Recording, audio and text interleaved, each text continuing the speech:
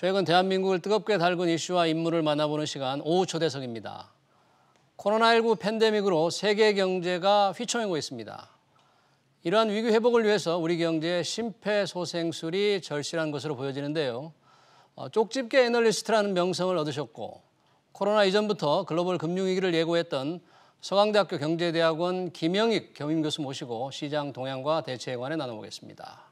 의견 있으시면 문자 샤프 3698번으로 전해주시기 바랍니다. 교수님 어서 오십시오. 예, 안녕하십니까. 네.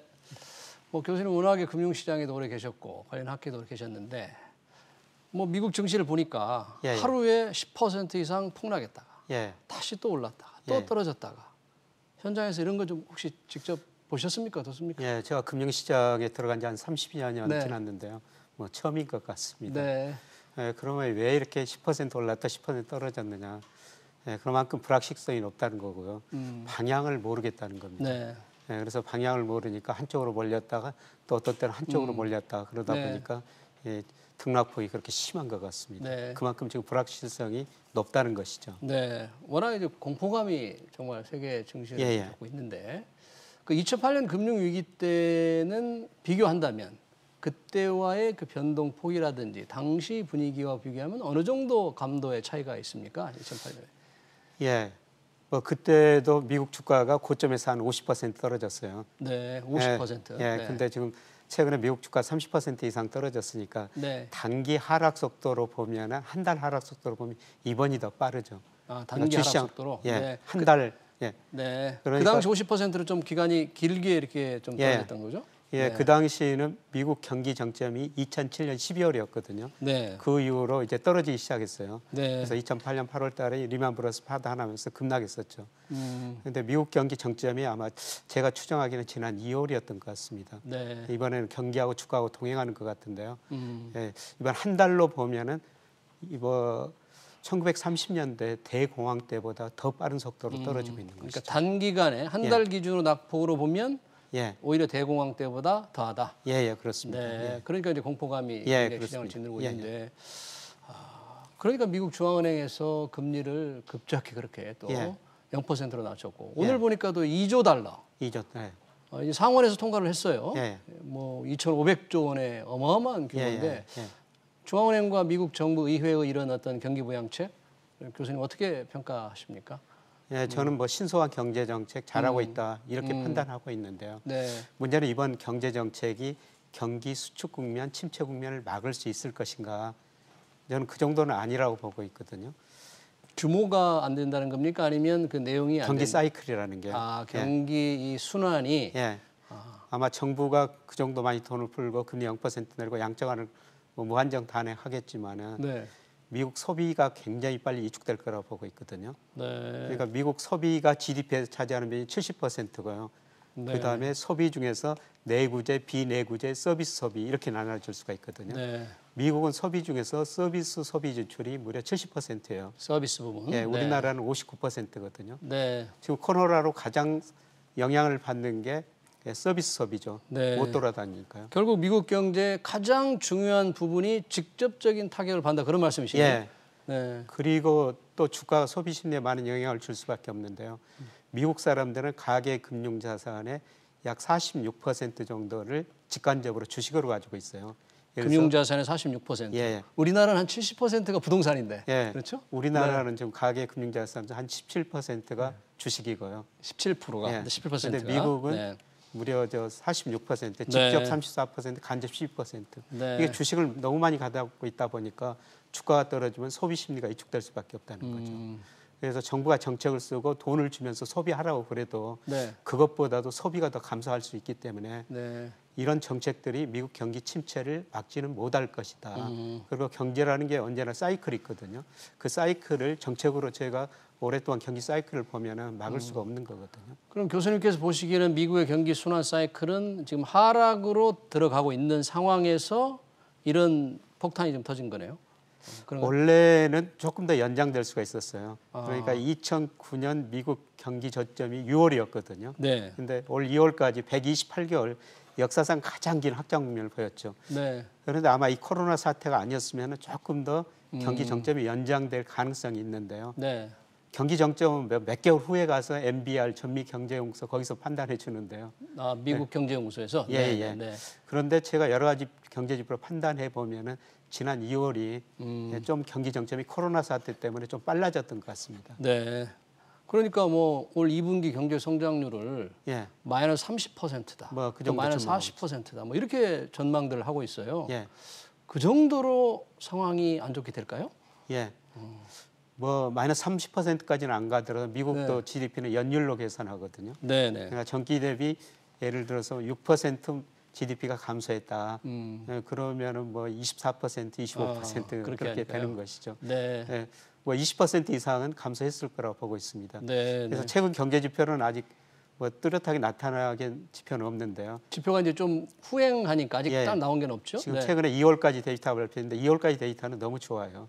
2월까지는 예, 근데 아직 3월 그럼 코로나의 직접적인 영향이 안 나온 거네요. 거기는 예. 반영이 안 된 거예요. 일부가 발표됐는데 그 뉴욕 제조업 지수라고 네. 예, 그게 심리 지수인데요. 네. 그게 3월께 나왔는데 뭐 마이너스 25점은 급락을 했거든요. 네. 예, 그다음에 우리가 지금 오늘 저녁에 발표될 미국 주간 실업수당 청구 건수. 실업수당 청구 건수 예. 일주일에 얼마나 실업자가 예. 늘었느냐. 예, 지난주에 거 보니까 전문가들이 21만 건 예상인데 28만 건으로 나왔는데요. 네. 근데 오늘 뭐 일부 전문가들이 정말 편차가 크거든요. 아, 그래요? 어떤 전문가들은 40만 건이다, 어떤 전문가들은 200만 건이다. 그렇게 불확실성이 높다는 거죠. 아, 그러니까 예측하기도 어렵고 예. 그런 시장의 예측치와 실제 나오는 거에 따라서 내일 오늘 밤 뉴욕 예. 증시가 상당히 변동성이 크겠네요. 예, 변동성이 클 수밖에 없습니다. 네, 우리 예. 투자자들은 그 지수를 좀 주목을 해봐야 되겠습니다. 예, 예. 네. 그래서 이렇게 그런 지표들이 계속 나오면서 아, 미국 경제가 침체에 빠졌구나. 뭐 이런 전망들이 계속 나오리라고 생각하고 네. 있습니다. 근데 교수님이 얼마 전에 쓴 책 예, 투자의 미래 예, 저도 한 3분의 1 정도 읽어봤습니다만 예. 거기서는 올해부터 이 코로나 관련 없이 예. 금융 위기가 올 것이다. 예, 이렇게 이제 전망을 하셨는데 예. 조금 우리 시청자들한테 왜 그렇게 생각을 하셨는지 설명 좀 해주시죠. 네. 뭐 그렇게 큰 이유는 아니고요. 네. 2008년 미국에서 글로벌 금융위기가 발생하죠. 각국 정부가 가감한 재정정책, 통화정책하고 경기를 부양했거든요. 네. 다른 나라 정부도 그랬어요. 네. 근데 경기는 회복됐는데 네. 각 경제 주체가 너무 부실해졌다는 거죠. 네. 미국 같은 선진국은 정부 부채가 너무 많이 늘어났고요. 중국, 인도, 특히 중국이 기업 부채가 너무 많이 늘어났고 우리나라, 호주, 캐나다 같은 나라는 또 가계 부채가 너무 늘어났거든요. 네. 예, 그리고 주가가 우리나라는 아니지만 특히 네. 미국 등 선진국 주가가 너무 가대평가됐어요. 아까 말씀하신 대로 뭐 120 몇 개월 속주로 올라다 그러네요. 예, 예. 네. 그래서 제가 미국 경제 지표, 주요 지표로 평가해 보면은 떨어지기 직전에 미국 주가가 경기를 한 25% 정도 가대평가했거든요. 25%. 예, 네. 자산 가격이 너무 올랐다. 네. 그래서 이런 문제를 한번 해결하고 넘어가야 된다. 그래서 올해 전 특히 상반기에 어려울 것이다. 이런 전망을 했었습니다. 제가 네. 코로나가 발생할지는 몰랐고요. 네, 네. 예. 근데 코로나가 그 트리거가 돼가지고 이 모든 문제를 한 번에 떠뜨린 것 같습니다. 네, 그러니까 마치 거품 같은 거를 바늘로 찌르듯이 예, 탁 예. 터트린 거네요. 예, 예, 그렇습니다. 네. 예. 투자자들은 그런 위기의 경보, 그러니까 과도한 상승에 따른 반락의 위험성에 좀 귀를 기울였을까요? 교수님께서 그렇게 좀 말씀하셨는데. 아니, 좋을 때는 귀를 안 기울이죠. 네. 예, 제가 좀 앞서가는 경향이 있었는데요. 네. 제가 2007년에 그 증권회사 리서치센터장 할 때도 네. 2007년에 미국에서 금융위기가 발생할 것이다. 근데 제가 예상보다 좀 늦게 2008년에 왔지 않습니까? 그래서 쪽집게 애널리스트라고도 이렇게 별명 두셨대요. 네. 근데 네. 뭐 좋은 시절에 이 나쁘다고 그러면은 이야기가 잘 안 들으시고요. 네. 그리고 욕을 하게 됩니다. 네. 그래서 그 당시도 욕 많이 얻어먹었고요. 네. 뭐 교수님처럼은 아니지만 왜 뭐 닥터 둠이다. 예. 누리엘 루비니 뉴욕대 교수도 굉장히 그 비관적인 전망을 많이 하잖아요. 예. 그래서 I자형으로 뚝 떨어지는 그런 성장률이 급전직할 것이다. 이렇게 예상을 했어요. 아마 2분기는 그분 말씀이 맞을 겁니다. 아까 마이너스 23, 뭐 20%, 예, 예. 30% 예, 예. 미국 GDP 성장률이 그렇게 떨어질 네. 수가 있는 거니까요. 네. 근데 3분기가 가지고는 이 마이너스 폭이 줄어들든지 2분기가 워낙 낮기 때문에 기저효과로 그러죠. 플러스로 돌아설 수가 있어요. 그럼 어떻게 보면은 V자형으로도 보일 수가 있는 거죠. 네. 근데 문제는 미국 GDP가 이렇게 장기 추세가 있는데요. 추세 밑으로 확 떨어졌다가 2분기에 떨어져 3분기에 오른다고 그래도 실질 GDP가 잠재 GDP 한참 밑에 있다는 거죠. 아, 실질 GDP가 네. 실제 GDP가 그러니까 제대로 성장을 못 한다는 얘기예요. 그래서 네. 계속 능력 이하로 성장하니까 네. 뭐 디플레 압력 같은 게 존재할 수밖에 없죠. 그러면 그렇게 확 떨어졌을 당시에 그 장기 추세선 밑에 있다면 장기 추세선은 좀 내려가는 그 추세선으로 좀 보십시오. 이제 실제 GDP가 떨어지면 이제 추세 GDP도 뒤따라 내려가요. 네. 그러니까 미국 잠재 성장률이 그동안 한 2.2 정도 됐는데요. 네. 뭐 이 사건을 해가지고 2% 미만으로도 떨어질 수가 있는 거죠. 네. 그러니까 결국 그 수요가 부족하면은 공급층에서 구조 조정을 해야 되거든요. 그래서 초과 공급을 해소하기 위해서 구조 조정이라는 게 기업들이 좀 없어져야 된다는 거죠. 네. 그러면 생산 능력이 떨어지고 잠재 성장률이 같이 낮아질 수밖에 없습니다. 네. 자, 뭐 사실은 이런 상황에서 향후를 전망한다는 게 굉장히 어려운데 뭐 증시 전망이라는 게 어떤 전문가들은 신의 영역이다. 아무도 알 수 없다. 뭐 이런 이제 얘기도 하지 않습니까? 예. 이 주가 폭락 사태. 예. 주식을 가지고 지금 팔지도 못한 사람들. 예. 이런 사람들한테는 어떻게 지금 해야 될까요? 예. 시장 전망을 어떻게? 뭐 말씀하신 건 쉽지 않은 전망인데요. 네. 저는 그 5, 6월 달에는 좀 반등다운 반등이 있으리라고 생각합니다. 5, 6월 달에는 반등다운 반등이 예. 있겠다. 예. 네. 그때 가면 아마 코로나 사태 좀 진정되고요. 네. 이 통화 정책, 재정 정책 효과가 부분적으로 나타날 거라고 보고 있습니다. 네. 그래서 5, 6월 달에 오를 때 조금 비중을 줄여놓은 게 좋을 것 같고요. 아, 오를 때 좀 처분을 좀 할 수 예. 있는 처분할 수 있는 기회가 5, 6월 달에 올 수 있을 것이다. 우리 주가가 뭐 최근에 1,430까지 떨어졌는데요. 그렇죠. 예. 중요한 건 이게 바닥이냐 아니냐 뭐 그런 것이지 않겠습니까? 그렇죠. 저는 최소한 상반기 정도만 보면은 뭐 이하로는 안 떨어질 것이다. 네. 최근에 그 1,700까지 또 다시 올라왔습니다만 조금 올라와 있죠. 뭐 4월 달에 네. 좀 조정을 거칠 것 같습니다만. 네.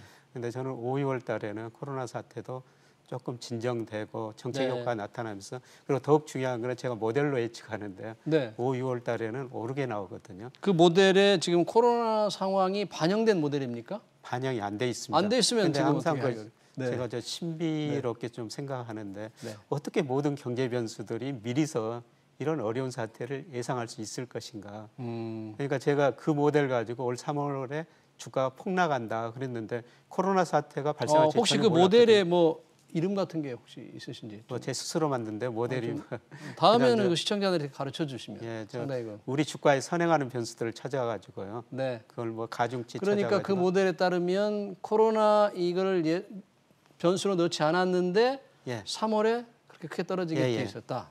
참 신기하네요. 네. 그리고는 5, 6월에 반등한다? 그럼 그 모델에 따른 예상입니까? 원래? 모델에 따른 예상이고요. 그리고 아마 코로나 사태. 근데 가장 중요한 게 코로나 사태죠. 네. 근데 제가 그 이후로 말씀을 드리는 것은 이 코로나 사태가 어떻게 전개될지 이거는 제가 모르거든요. 네. 근데 예를 들어서 1918년에서 1920년 사이에 스페인 독감이 있었지 않습니까? 네. 근데 저 최근에 그 하버드 대학의 유명한 그 베로 교수라고 있지 않습니까? 네, 정말 네. 유명한 경제학과 교수인데 네. 그때 상황을 분석했더라고요. 어떻게 코로나 했습니까? 사태가 1918년 일어났다가 네. 좀 잠잠해졌다가 가을에 18년 가을에서 또 1919년 초까지 급격하게 또 심해지면서 다시 확산이 되고 20년까지 가더라고 3년간. 네. 그러면서 그때 세계 인구가 43개국을 대상으로 전망했는데요.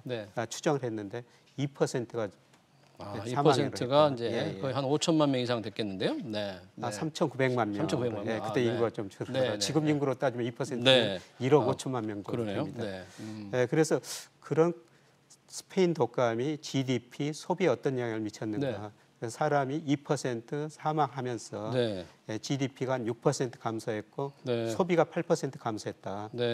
그다음에 주가 실질 수익률은 한 26% 정도 떨어졌다. 주가는 그리고 금리도 떨어졌다.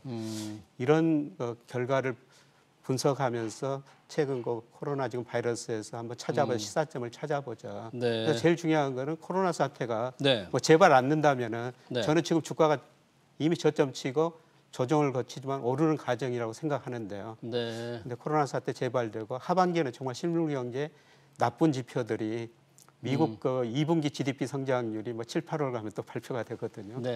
7, 8월에 보이는 경제 지표는 정말 어려울 겁니다. 최근에 그 중국 산업 생산, 소매 판매 이런 지표가 1, 2월 달에 발표됐는데 그야말로 절벽이에요. 중국의 산업 생산 지표. 예. 네. 아마 미국도 7, 8월에 GDP 같은 거 보면 그건 절벽이라는 거죠. 네. 그런 절벽을 보면서 이 주식 투자하는 사람들이 네. 과연 어떻게 생각할 것인가. 네. 그다음에 기업이 놀라서 도망가는 사람도 있을 테고 예.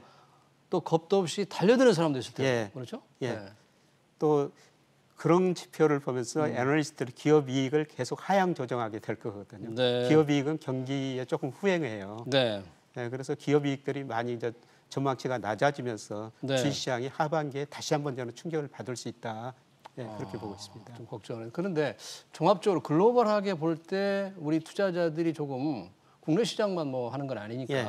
관심을 가진다면 어느 곳을 혹시 좀 관심 있게 쳐다봐야 될까 그런 거 추천하실 만한? 예, 저는 국가별로 보면은 중국이라고 봅니다. 중국. 예, 작년에 우리 국민연금, 뭐 사학연금 이런 연기금이 뭐 미국 주식 투자에 연간 31% 수익을 냈더라고요. 네. 예, 그런데 앞으로 저는 4, 5년 정도는 중국 시장이라고 보고 있는데 그 이유는 중국이 그동안 투자 중심으로 성장했는데 소비로 이전되고 있고 중국 소득이 많이 늘어나고 있거든요. 네.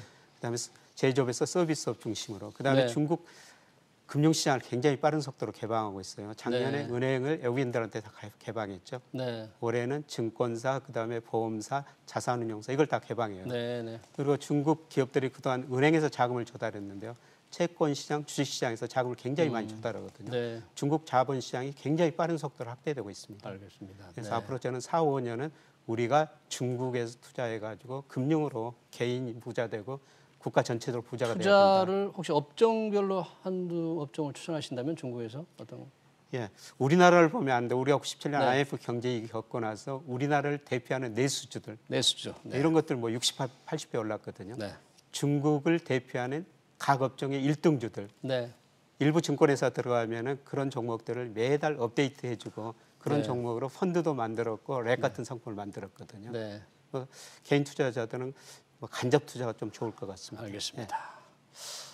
아쉽지만 시간 관계상 오늘 여기까지 듣겠습니다. 우리 김영익 교수님 고맙습니다. 예, 고맙습니다.